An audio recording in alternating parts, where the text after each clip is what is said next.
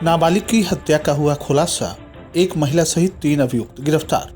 11 सौभाग्यशाली कन्याओं का सामूहिक विवाह धूमधाम से संपन्न।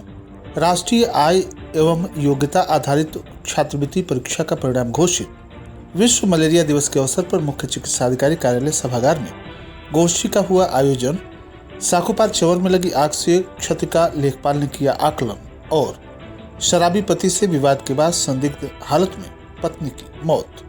नमस्कार, प्रज्ञा टाइम्स के साथ मैं आर.के. भट्ट। अब प्रज्ञा टाइम्स विस्तार से। थाना कोतवाली हाटा क्षेत्र के अंतर्गत एक नाबालिग की हुई हत्या का पुलिस ने पर्दाफाश किया है। इसमें एक महिला सहित 3 अभियुक्तों को गिरफ्तार किया गया है।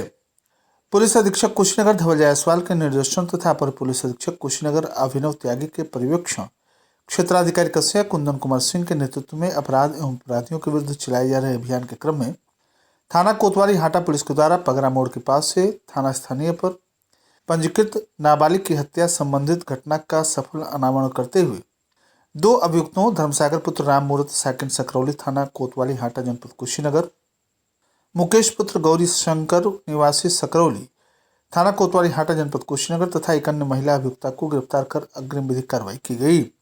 अपर पुलिस अधीक्षक अभिनव त्यागी ने घटना के संदर्भ में संक्षिप्त विवरण बताते हुए कहा कि उक्त नाबालिग के अपहरण कर हत्या कारित करने के बाद गन्ने के खेत में शव को छुपाने की घटना अक्टूबर 2023 के प्रथम सप्ताह में तभी पड़ गई थी जब अभियुक्त धर्मसागर जो इंद्र प्रसाद का भाई है और नशे का आदी है, जो अपनी पत्नी पूजा को मारने पीटने लगा, जिससे प्रताड़ित होकर पूजा अपने पति धर्मसागर को छोड़कर मायके चली गई।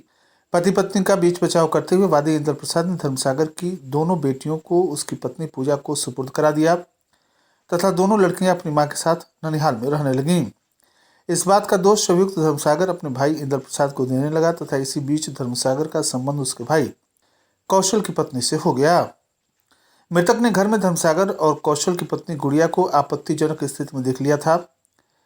समाज में बदनामी से बचने के लिए धर्मसागर ने गुड़िया तथा अपने नशेड़ी दोस्त मुकेश के साथ मिलकर अपने नाबालिग भतीजे गोलू उर्फ शील रतन का दिनांक 3 दिसंबर को समय लगभग 4 बजे अपहरण कर गांव के बाहर नर्मदेश्वर तिवारी के गन्ने के खेत में हत्या कर शव को छुपा दिया था। घटना में सम्मिलित अभियुक्तों को गिरफ्तार कर घटना का सफल अनावरण किया गया। गिरफ्तार करने वाली टीम में प्रभारी निरीक्षक राजप्रकाश सिंह थाना कोतवाली हाटा जनपद कुशीनगर, निरीक्षक मनोज कुमार पंत साइबर सेल प्रभारी कुशीनगर, उप निरीक्षक Om Prakash Gupta, head constable Pankaj Singh, head constable Sachin Kumar, constable Divyaman थाना कोतवाली हाटा जनपद कुशीनगर, महिला कांस्टेबल ज्योति थाना कोतवाली हाटा, महिला कांस्टेबल आकांक्षा सिंह थाना कोतवाली हाटा जनपद कुशीनगर शामिल रहे।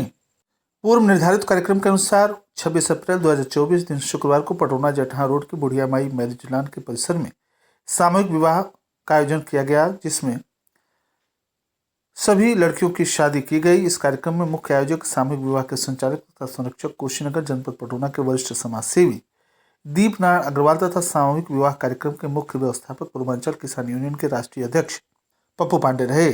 कार्यक्रम का संचालन पूर्वांचल किसान यूनियन के प्रदेश महामंत्री तथा पूर्व ग्राम प्रधान मनोज कुमार गौड़ रहे। इस कार्यक्रम को संयुक्त रूप से संबोधित करते हुए वरिष्ठ समाज सेवी दीप नारायण अग्रवाल, व्यवस्थापक पप्पू पांडे ने कहा कि हमारी सोच है कि किसी भी गरीब, असहाय, निर्धन परिवार की बेटियों की शादी धनाभाव के चलते फीकी और अधूरी न रह जाए। इन बेटियों के पिता की जर जमीन गिरवी न रखनी पड़े तथा किसी समूह, बैंक या सूदखोर जमींदार से कर्ज लेकर शादी न करनी पड़े। इन लोगों ने कहा कि हमारी यह संस्था लगातार 4 वर्षों से सामूहिक विवाह कराती आ रही है। कोरोना महामारी के बाद 2021 से सामूहिक विवाह समारोह का संचालन पटौना विकासखंड के जंगल खिड़किया स्थित शिव मंदिर से प्रारंभ किया गया था, जिसमें 3 कन्याओं से शुरुआत की गई थी। चौथे वर्ष 11 सौभाग्यशाली कन्याओं का विवाह धूमधाम से सामाजिक कार्यकर्ता एवं विभिन्न समाजसेवियों के सहयोग से किया गया। यह संस्था साल में निःशुल्क बिना किसी सरकारी सहयोग से सामूहिक विवाह आयोजित करती रहती है, जिसमें वधू पक्ष को ढेर सारे कपड़े, गृहस्थी का सामान, फ्रिज, कूलर, पंखा, सोफा, बेड, रजाई, गद्दा, ट्रंक, पेटी, बॉक्स, गहने, घड़ी, मोबाइल आदि जो अपने पिता अपनी बेटी को देकर विदा करता है, निःशुल्क दिया जाता है। घराती बराती के लिए निःशुल्क खाना पानी तथा नाश्ता दिया गया। सभी लोगों ने इस कार्यक्रम में शामिल होकर सभी का उत्साहवर्धन किया।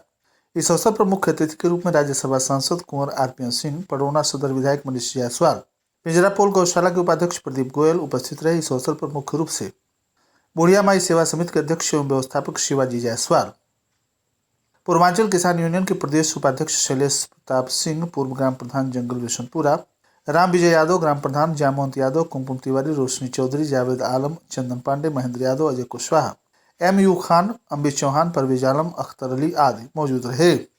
कार्यालय सचिव, परीक्षा नियामक प्राधिकरण और प्रयागराज उत्तर प्रदेश के द्वारा जारी राष्ट्रीय आय एवं योग्यता आधारित छात्रवृत्ति परीक्षा 2024 का परीक्षाफल घोषित कर दिया गया है।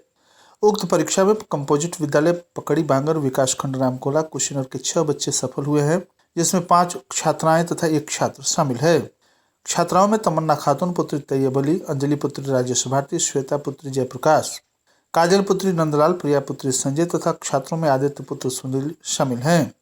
उनकी इस सफलता पर विद्यालय के प्रधानाचार्य सुनीता सिंह, खंड शिक्षा अधिकारी राजेश कुमार, ARP योगेंद्र शुक्ला, अजय विश्वकर्मा, लाल प्रताप सिंह, त्रिलोकी प्रसाद तथा समाज सेवी ज्ञानवर्धन गोविंद राव ने सफल सभी बच्चों को शुभकामनाएं दी तथा उनके उज्जवल भविष्य की कामना की।